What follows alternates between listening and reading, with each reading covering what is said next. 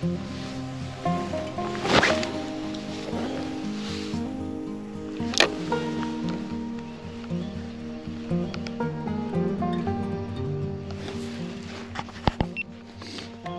var lige et plask, det er jo bag sådan hjørnesten. Skal vi lige se, om jeg kan få den til, hvad det var. Om det var en ørred, eller det var hornfisk.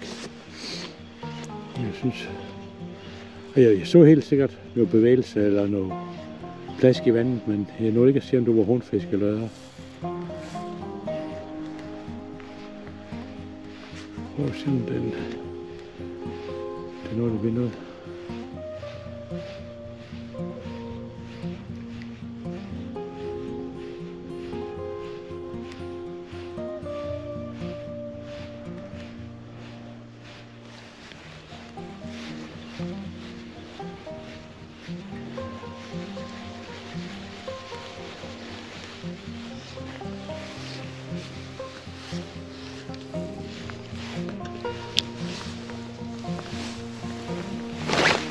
Ellers så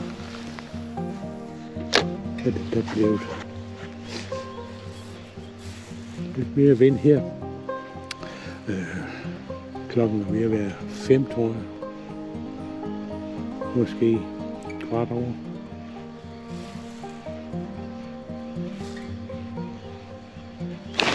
Der var noget. Jeg tror det er hornfisk.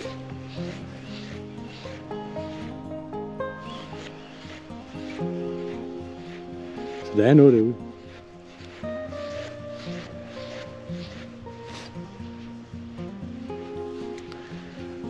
Ja, hov.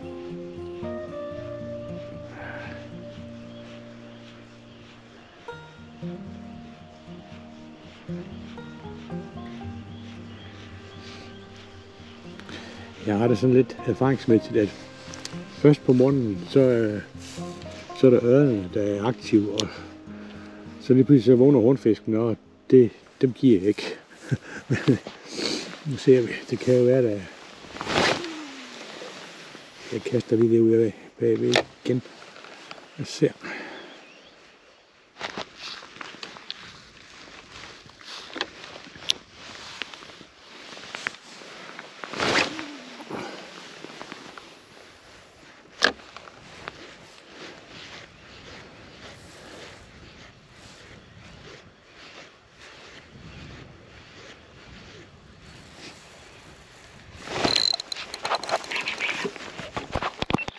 Men en fin belønning for en dejlig morgen. Så var der en mere til fiskedagbogen og fiskevideoerne. Jeg tager lige et par kaster, jeg har renset den her, og så er I med igen. Hej så længe.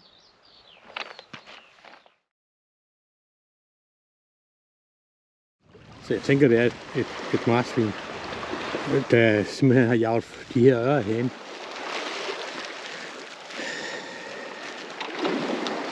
Ja, vi kaster lidt videre. Ja, så I det? Det var sgu vildt. Ej, for helvede. Nej, undskyld, jeg bander. Men ja, det er da helt vildt. Den er så lige 20 minutter foran mig nu. Tror den er derovre. Okay. Det er hjemme, der er 2.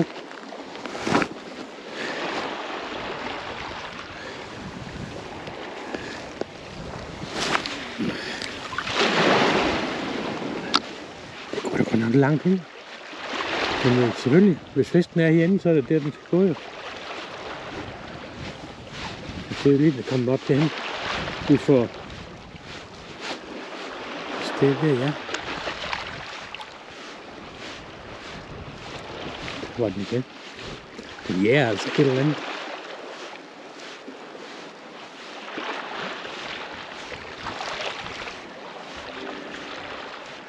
Ja, så er der ikke til.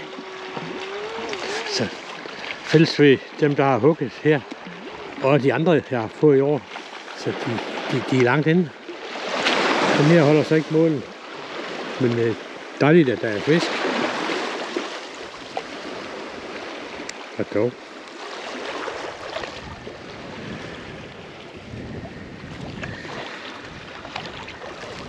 Men det var nok også derfor, at marsvinen gik så langt hen. Den var måske inde og jæge dem her.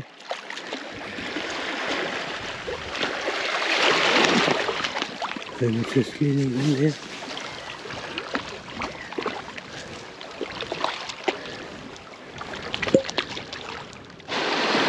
Yes, så er der bil.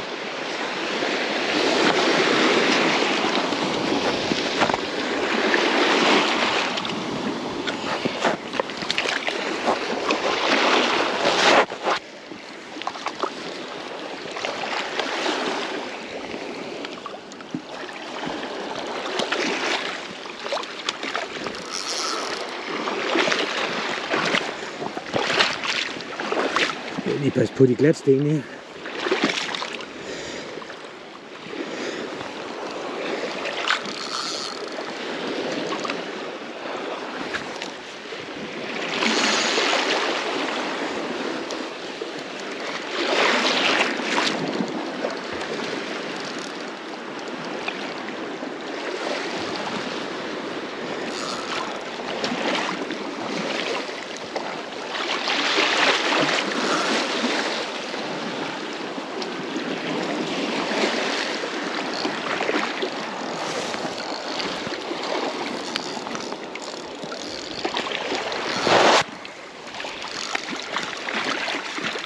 Tror jeg, den fik øje på mig.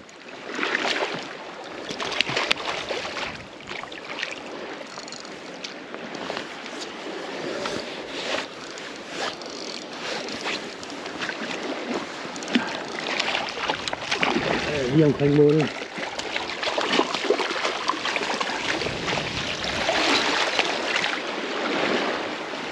Den er lidt over. Det er flot. Ej, hold kæft, det er lækkert. Men nu skal jeg lige. Det er ikke falder her.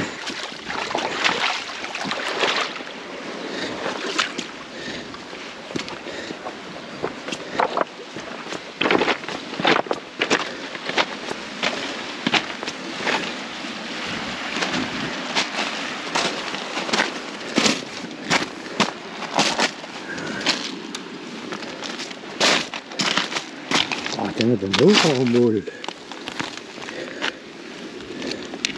Den er... Høj, der var inde med broen.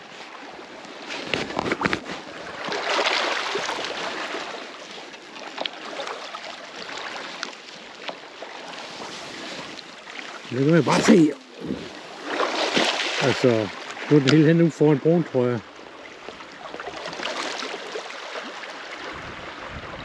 Ja, den er inde. Nu ved jeg ikke, om vi så den. Den er faktisk inde. Midt på broen. Hen mod mig. Vi ser, når den kommer op en øjeblik. Der var den. Derude er der to. Nej,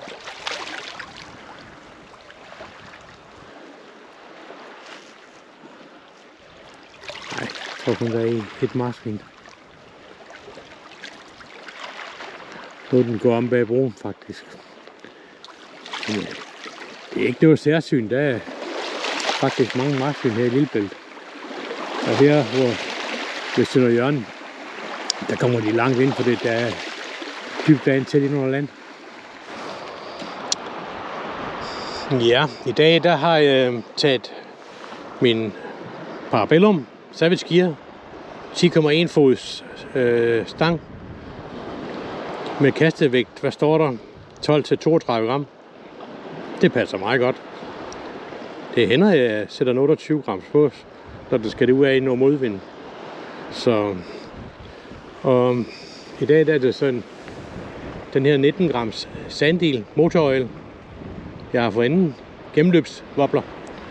Og som I sikkert så på min forrige video, så var jeg så heldig at få et Daiwa Exist hjul af min hustru i fars dagsgave.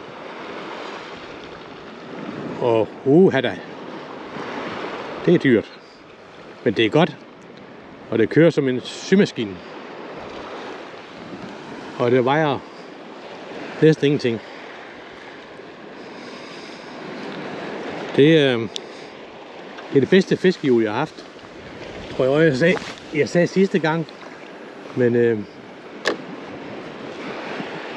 nogle gange så får man det, man betaler for. Altså, og her der er det altså kvalitet. Det er det. I øvrigt så... nu fisker jeg meget med 10-fod, fordi jeg kan godt lide, at når avnen, der kommer det ud af, og går tit op i tungavn. Men jeg har faktisk lavet et fejlkøb sidste sommer, 2021. Så hvis der skulle være en af jer, der vil forkæle jer selv, så kan I købe min Westin V10 stang. Det er 9,2, jeg kan ikke huske det. Men det er i hvert fald det, vi kalder en 9-fods. Jeg har haft den med ud 2 eller 3 gange på fisketure, og den kaster fint, det er slet ikke det. Men jeg er altså mere til noget 10,1 fods. Så giv et bud på min Westin derhjemme.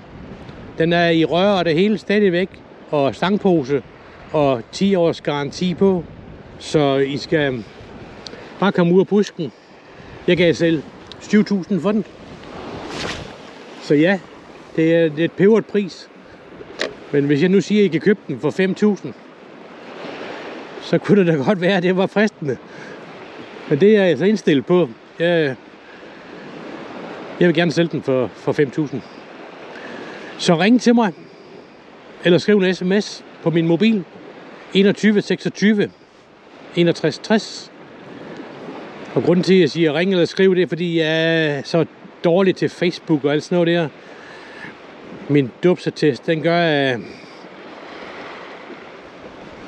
jeg behøver ikke sige mere. Men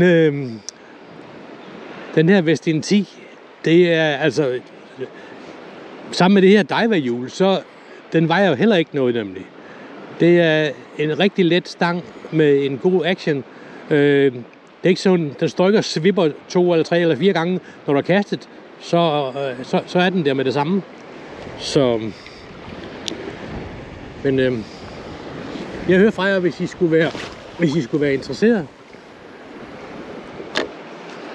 Så giv lyd fra jer.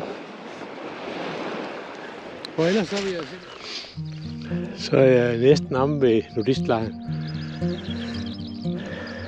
Der har jeg for år tilbage haft til med nogle ørder, men også, jeg glemmer aldrig et år, hvor jeg fanget, ja nok, der var over 10 torsk på sådan en morgen. Ja, det går nok lang tid inden det sker, fordi torsk det er ikke lige det, vi ser mest af her. Men inden jeg går tilbage til Sønderjylland, så skal jeg lige have nogle kast her, bare lige for at prøve det. Så har jeg også affisket et stort område. Men jeg giver lige nogle kast her.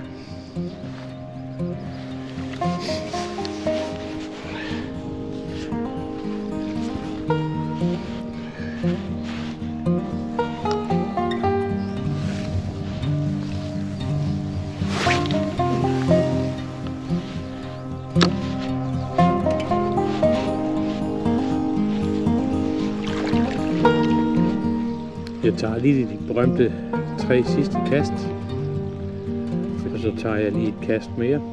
Så jeg vil sige hej for denne gang. Vi ses på næste optagelse. Hyg jer.